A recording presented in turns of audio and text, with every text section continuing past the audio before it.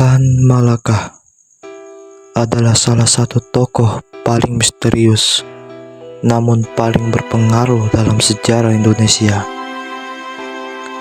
Ia lahir pada tahun 1897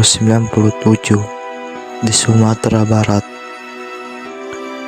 dengan nama asli Sultan Ibrahim. Sejak kecil, Tan Malaka dikenal cerdas. Ia mendapat kesempatan belajar hingga ke Belanda, dan di sanalah pemikirannya tentang kemerdekaan mulai terbentuk. Ketika kembali ke Indonesia, ia aktif memperjuangkan nasib rakyat lewat organisasi dan tulisan. Karena aktivitas politiknya, ia berkali-kali ditangkap, dibuang, dan hidup dalam pelarian di banyak negara seperti Singapura, Filipina, Tiongkok, bahkan Rusia. Namun, dimanapun ia berada, satu hal tidak berubah, yaitu tekadnya untuk melihat Indonesia merdeka. Tan Malaka menulis buku terkenal yang berjudul Madilog, singkatan dari materialisme, dialektika, dan logika. Buku ini mengajak rakyat Indonesia berpikir modern, kritis, dan ilmiah. Banyak yang menganggap pemikirannya terlalu maju untuk zamannya. Pada masa revolusi, Tan Malaka kembali ke tanah air dan ikut berjuang melawan penjajah. Walaupun sering berada pendapat dengan tokoh-tokoh lain, tujuannya tetap sama. Indonesia harus merdeka sepenuhnya. Namun, nasibnya tragis. Pada tahun 1949, Tan Malaka ditangkap dan ditembak tanpa pengadilan di Kediri. Keberadaannya sempat hilang dari sejarah, hingga akhirnya pada tahun 1963 ia diakui resmi sebagai pahlawan nasional Indonesia. Tan Malaka adalah simbol keberanian, kecerdasan, dan pengorbanan. Meski hidupnya penuh pelarian,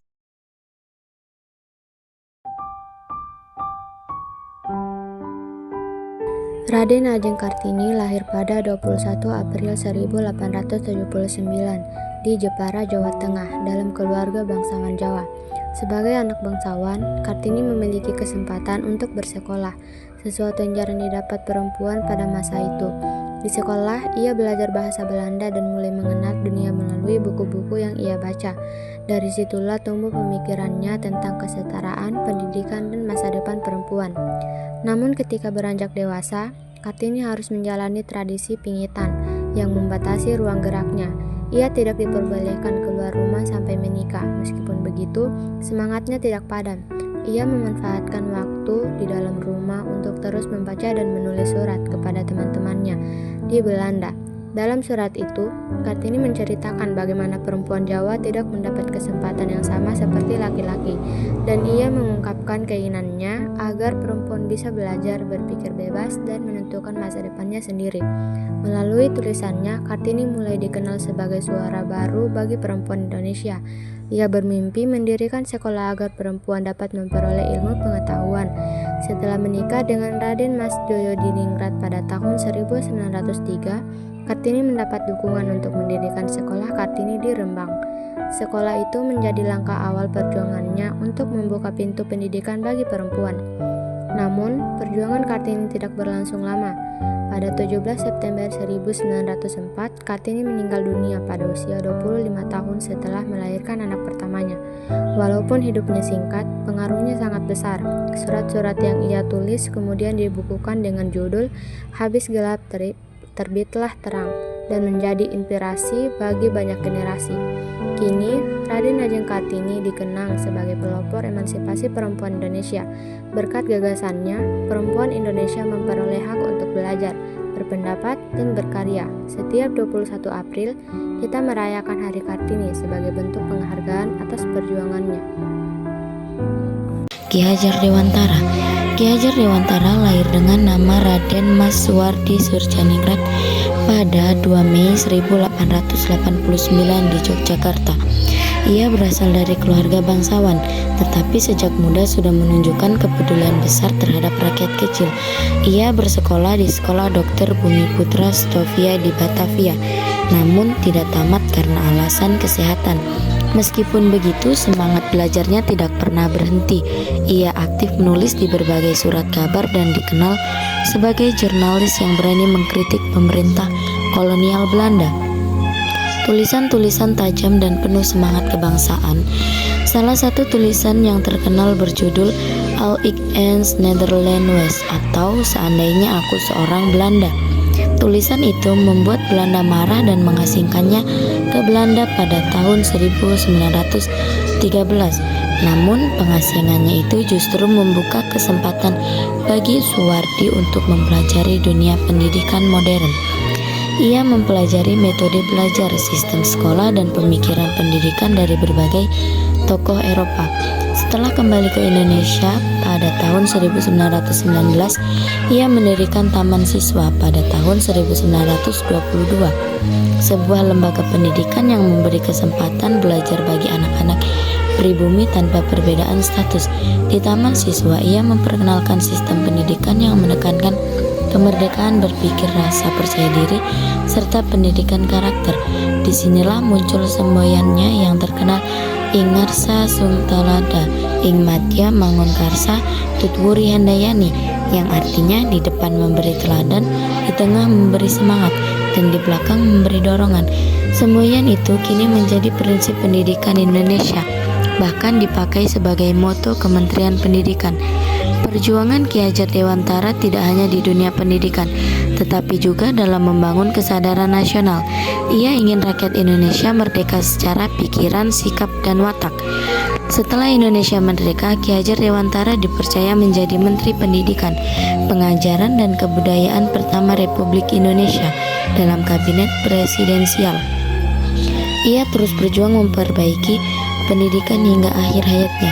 Ki Hajar Dewantara wafat pada 26 April 1959. Untuk menghormati jasanya, tanggal kelahirannya 2 Mei ditetapkan sebagai Hari Pendidikan Nasional. Ia dikenang sebagai Bapak Pendidikan Nasional, seorang tokoh yang meyakini bahwa pendidikan adalah jalan untuk membebaskan dan memajukan bangsa. Sekian dari saya. Wassalamualaikum warahmatullahi wabarakatuh. Malik lahir pada 22 Juli 1917 di Pematang Siantara, Sumatera Utara. Sejak kecil ia dikenal sebagai anak yang cerdas, pemberani, dan memiliki rasa ingin tahu yang tinggi. Hidup dalam keluarga pedagang membuatnya terbiasa kerja keras dan tidak mudah menyerah. Namun siapa sangka dari kota kecil di Sumatera itu kelak tumbuh seorang tokoh besar yang akan mengukir sejak penting dalam sejarah Indonesia. Di usia remaja, Adam Malik sudah menunjukkan jiwa kepemimpinan. Ia aktif dalam organisasi pergerakan dan memulai mengenal dunia jurnalistik pada usia 17 tahun. Ia bahkan mendirikan kantor berita antara bersama kawan-kawannya lewat tulisan dan berita yang ia sebarkan. Adam Malik berusaha membangkit semangat perjuangan rakyat Indonesia melawan penjajahan. Saat Indonesia menuju kemerdekaan, Adam Malik menjadi tokoh yang bergerak di balik layar. Ia termasuk pemuda yang menunggang Bung Karno dan Bung Hatta agar segera memproklamasikan kemerdekaan pada 17 Agustus 1945. Sikapnya yang tegas menandai keberaniannya dalam menghadapi situasi genting demi mewujudkan Indonesia merdeka. Setelah Indonesia berdiri sebagai negara merdeka, kiprah Adam Malik tidak berhenti. Ia memasuki dunia diplomasi dan menunjukkan kemampuan luar biasa dalam membangun hubungan internasional dengan gaya bicara yang luas dan penuh wibawa. Ia berhasil membawa nama Indonesia di mata dunia. Salah satu puncak prestasinya adalah ketika ia terpilih sebagai Ketua Majelis Umum PBB pada Insinyur Soekarno lahir pada 6 Juni 1901 di Surabaya. Sejak kecil, ia dikenal sebagai anak yang cerdas dan pemberani. Ia bersekolah di HBS Surabaya, lalu melanjutkan pendidikan teknik di Teknis High School di Bandung, dan meraih gelar insinyur.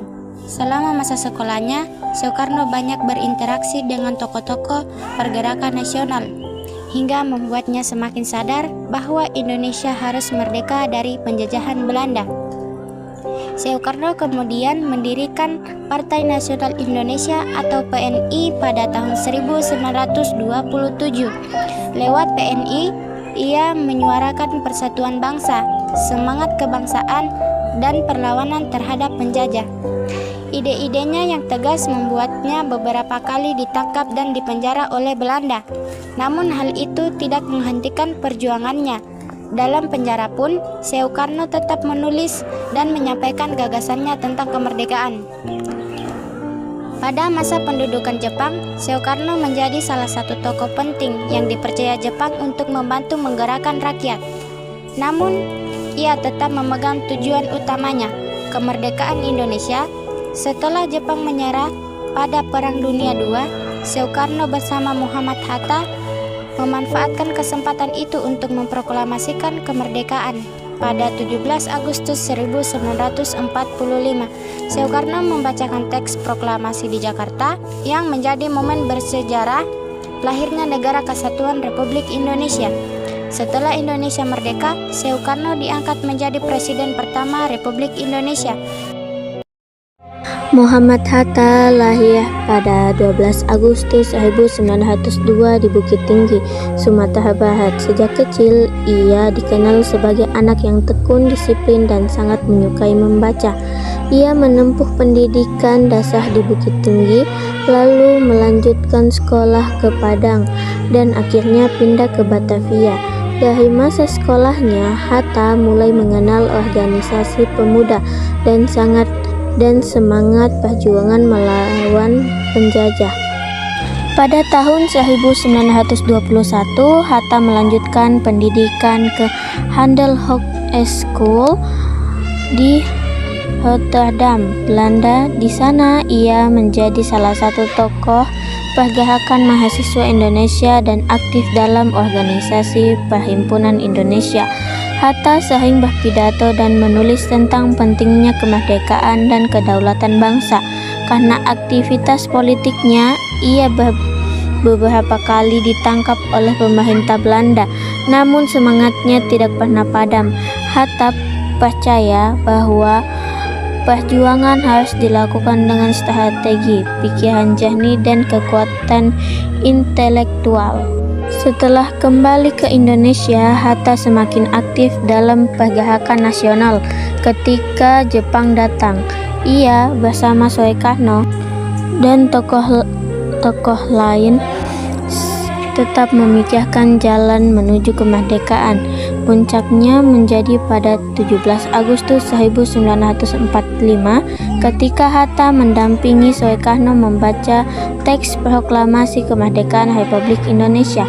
Pada hari itu, Hatta resmi menjadi wakil presiden pertama Indonesia, mendampingi Soekarno memimpin negara yang baru lahir.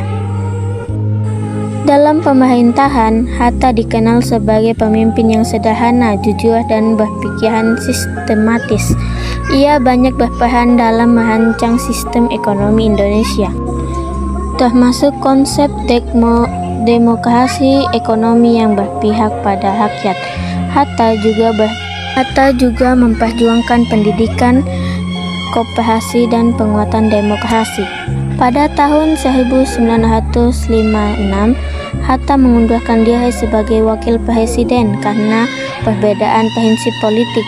Ia kemudian menjalankan kehidupan sederhana, mengajar, menulis, dan tetap memberi kontribusi pemikiran untuk bangsa hingga wafat pada 14 Maret 1980. Hatta dikenal sebagai sosok intelektual yang basis, rendah hati, dan penuh dedikasi. Hari ini Muhammad Hatta dikenang sebagai Bapak Proklamator dan Bapak Koperasi Indonesia, seorang pemimpin yang memperjuangkan kemerdekaan bukan hanya dengan keberanian tetapi juga dengan kecerdasan dan ketulusan hati.